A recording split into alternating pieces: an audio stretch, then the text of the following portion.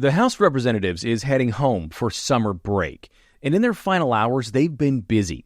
A new bill to ban them from trading stocks that's not really meant to ban them from trading stocks. A bill to fund the government until after the election so no one has to do two jobs at once or have hard questions asked of them, and another vote to rein in the president on Iran that they know is not going anywhere. The hope here, though, is that they'll leave the Senate holding the bag again. And then the White House is planning new tariffs as the ones that are in place now are set to expire. This new round is a workaround of the Supreme Court, and that means things could get messy, right as new polling shows Americans are tired of paying more for everything, and they're blaming the White House and Republicans for it. It's Thursday, July 23rd, 2026. Welcome to Make It Make Sense. I'm Grant Hermes.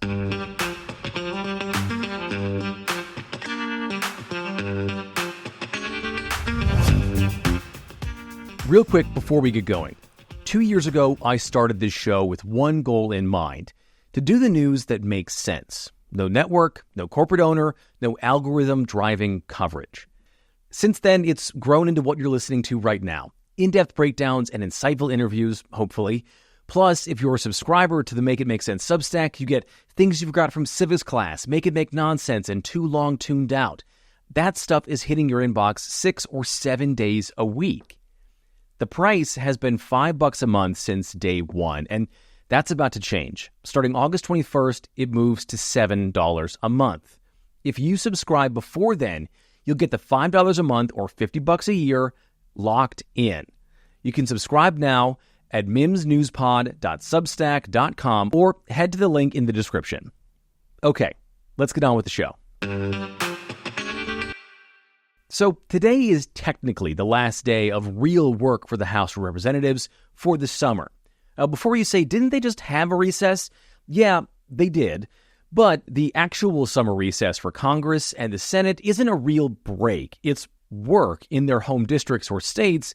And for members of the House this year, it's also campaign crunch time. So the summer recess is really important. This congressional term, with 6 months left, is giving the previous Congress, which was the least productive in more than 70 years, a real run for its money. They've only made 415 of the nearly 18,000 bills that have been introduced law, most of those through a process called incorporation, which is like Congress agreeing to rule changes, then actually writing or changing laws. But in the last 48 hours, Congress has passed 3 huge bills to send to the Senate. First, they passed a continuing resolution. Basically, they've agreed to keep the government funded at the same rate until December 4th, which is good for members of Congress, specifically Republicans, who don't want to spend their summer fielding questions from voters about the war in Iran and the economy and the threat of another government shutdown. They're going to have that fight ahead of the holidays, though, again. The budget resolution had been in limbo for weeks, and leaders on both sides of the aisle weren't sure if this was going to come up for a vote in time before going home because a bunch of the more extreme members of the Republican Party were hoping to hold this thing hostage to force the Senate to pass the Save America Act, which I've talked about on the show before. Basically, you pass that for us and we'll pass this for you kind of a thing. Ultimately, Speaker of the House Mike Johnson forced a vote on this because no one really wanted to have a shutdown fight right before the election or, God forbid, have the government shut down during the election, and the votes still aren't there in the Senate to pass the president's voter restriction bill, so there was no point in holding this thing hostage in the first place. That is now headed to the Senate, where it needs 60 votes. We'll see if it passes over there before the Senate goes home for its own break in 2 weeks. Then the House passed a bill called the Stop Insider Trading Act that was a response to people wanting to ban members of Congress from being able to trade stocks while in office because a lot of them seem to keep getting real rich off being in office because they're making these incredible stock trades, and they just so happen to sit on committees that have early knowledge of laws or rules that are about to get passed, or they have access to things that, like, companies have promised that they'll do for, say, national security reasons. And if members of Congress are making decisions about what's going to help their portfolios instead of their voters, well, that's bad.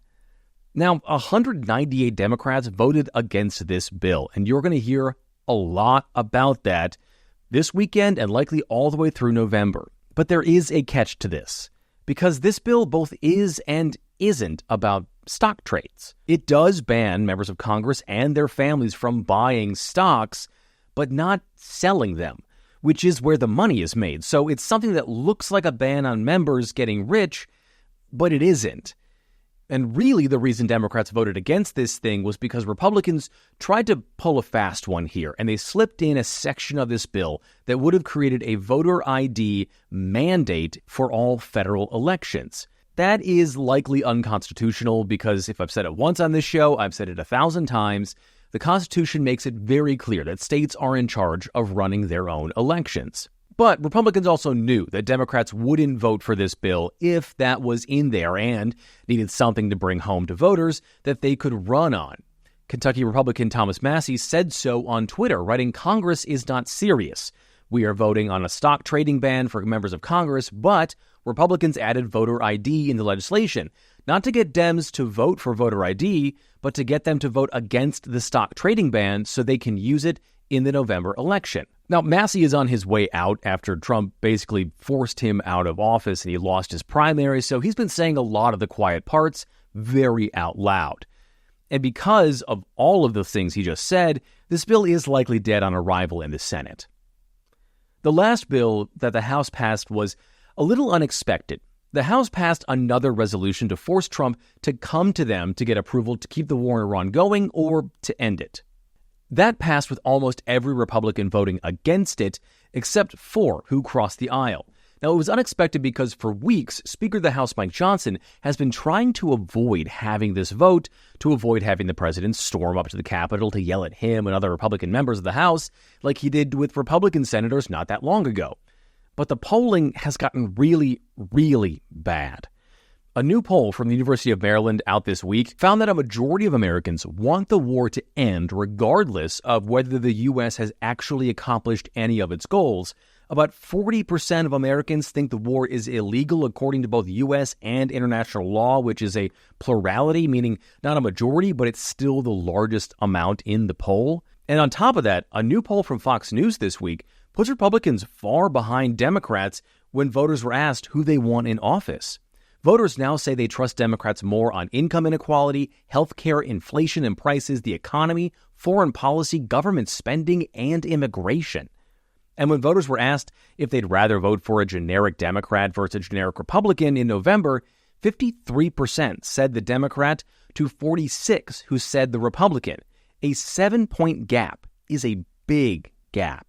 And if that wasn't enough for Republicans, the voters that say they're going to vote for them don't even want to vote for them. When people were asked in that poll if they were extremely motivated to vote in November, 68% of Democrats said yes compared to 57% of Republicans. That's called an enthusiasm gap, and an 11% gap isn't a political Grand Canyon, but it's definitely something you shouldn't try to jump without professional supervision, you know what I mean?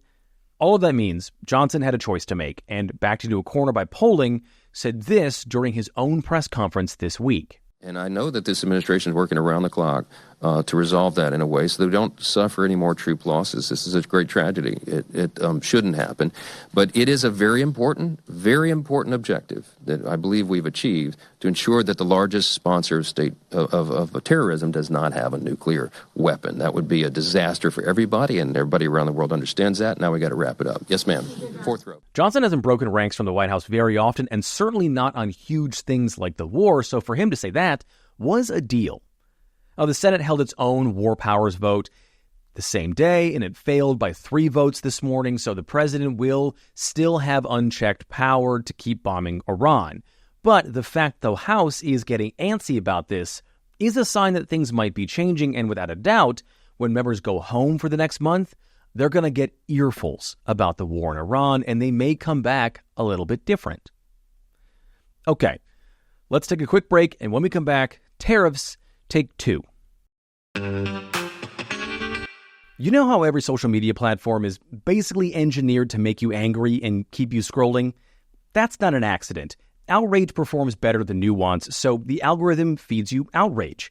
I see it every day as someone making news content for a living. The loudest, most biased takes get the reach. The careful, fact-driven stuff like I do my best to bring you here gets buried. That's why I joined SaySo. It's a brand new news app just launched, built by a group of former journalists and engineers who asked, what if we built news from scratch for people who actually want to be informed instead of people who just want to keep scrolling? No algorithm optimizing for outrage, no AI slop, just vetted creators delivering fact-driven coverage, curated so you can know what's going on in 5 minutes and then get on with your day. If you're the kind of person who is intentional about your sleep, your workouts, your work, what you eat, but your news diet is just whatever your feed throws at you, this is for you. The same energy finally applied to how you stay informed. I'm one of the first creators on SaySo, and my favorite feature is that I can link my sources right in the video. That way, you know how I'm telling you the truth. And if you sign up now, you'll be one of the first users to join. You can download SaySo. The link is in the show notes and the description. Go check it out and be as smart as you know you are. All right, let's get back to the show. At midnight on Friday, the president's temporary tariffs expire. Those tariffs were the ones the White House put in place after the Supreme Court struck down the original tariffs last February. Now, I talked a little bit about that in my conversation with Andrew Torres last Friday, but basically the president tried to use a law to put his tariffs on dozens of countries around the world, and the law he used didn't actually let him do that, and instead, the White House used these 150-day temporary tariffs to try to get around the Supreme Court ruling. The government has also been forced to pay back tens of billions of dollars in refunds to companies that paid those tariffs by passing on higher costs to us, the customers. Now, we don't see any of those refunds, but the companies do.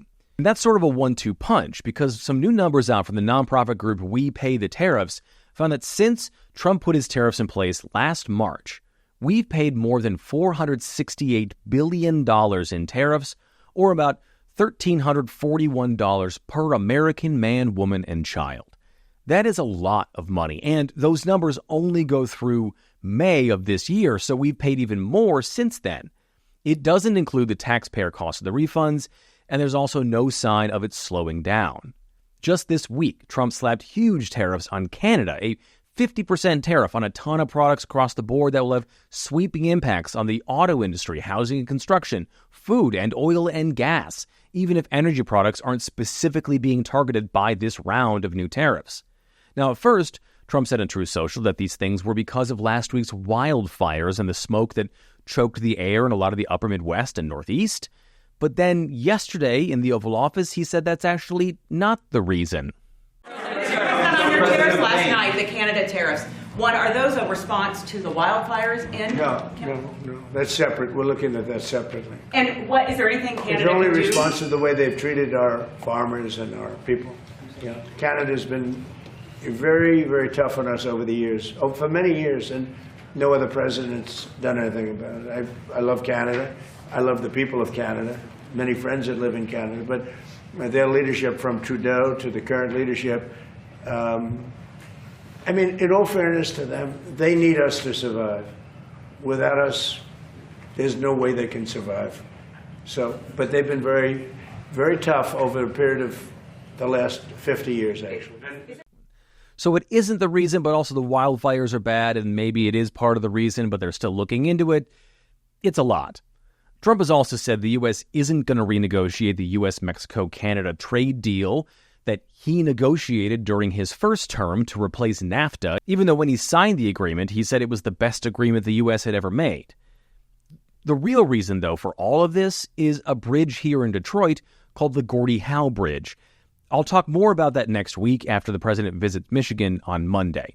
But just know that it has to do with two bridges, a lot of trucking trade, and one very wealthy MAGA donor. Now, let's get back to these new tariffs. As I'm recording, we don't know what they're going to look like exactly. The U.S. Trade Representative, which is a real job, is a guy named Jameson Greer. He said there are as many as 60 different countries that are going to have tariffs placed on them, anywhere from 10 to 12.5% on certain goods that the U.S. will say were made or mined or harvested or whatever using forced labor, which they say undercuts U.S. workers and justifies the tariffs. It's an attempt to sidestep what the Supreme Court ruled in February. We'll see if it works or not. But what it means in the meantime is that the tariffs that the Federal Reserve has set are driving inflation and higher prices are going to stick around for the foreseeable future, and that is something that we are all definitely going to be dealing with. Okay, that is it for today's episode. Please rate and review the show wherever you get your podcasts. Become a subscriber to the Make It Make Sense Substack, where this week's original reporting is about the new bills in the House and Senate that want to turn babies of immigrants into invaders of the United States. I am not kidding. It's the next step in the push to end birthright citizenship.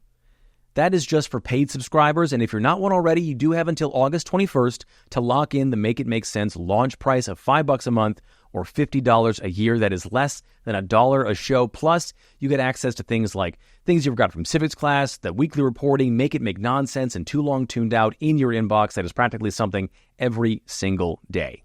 And as always, share the show on social media. You can tag me at Grant Hermes on Twitter, Blue Sky, and the SaySo News App, and at Grant_Hermes on everything else. Thank you so much for listening today. I'm Grant Hermes, and I'll talk to you next time.